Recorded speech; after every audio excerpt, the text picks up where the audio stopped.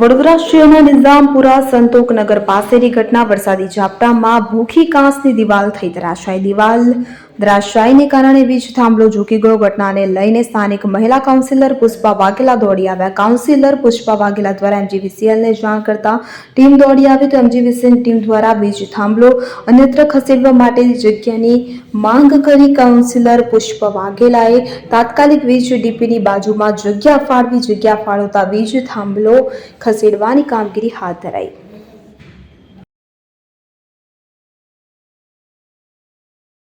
વરસાદ પડ્યો મોડી વહેલી સવારે ને આજે બનાવ બન્યો છે કયા વિસ્તારમાં બન્યો? આ સંતોકનગરની સામે અમારો કાંસ જાય છે. કાંસ ઉપર સ્લેબ ભરેલો છે. સ્લેબને જમીનની વચ્ચેની 5 ફૂટ ઊંડી દિવાલ 5 ફૂટ હાઈટમાં દિવાલ જે બનાવેલી હતી એ વહેલી સવારે વરસાદ પડ્યા પછી લગભગ 6 વાગ્યાની આજુબાજુમાં ધરાશાયી થઈ ગઈ છે. દિવાલ પડી જવાના કારણે 10-15 મીટરની લંબાઈમાં આખો મોટો હોલ પડી ગયો, ભૂવો પડી ગયો. આખી દિવાલ એ ભૂકી કાંસમાં પડી છે. એની સાથે સાથે એમજીવીસીએલનો પોલ છે એ પોલનો બેઝ પણ હટી ગયો છે.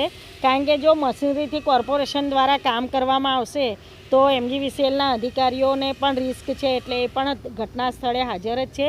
એ લોકો પોલ શિફ્ટ કરીને પછીથી આ કામગીરી કોર્પોરેશનને કરવાની સૂચના આપશે.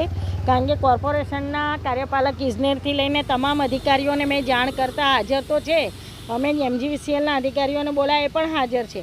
પણ સૌથી મોટો પ્રશ્ન કે આ પોલ હટ્યા વગર કામગીરી ના કરાય, અને જો પોલ હટાવવાની જવાબદારી એ લોકો લે છે, જગ્યા અમે બતાવી છે, તો એમાં 4 થી 5 દિવસનો સમય લાગે એવું અધિકારીઓ જણાવે છે.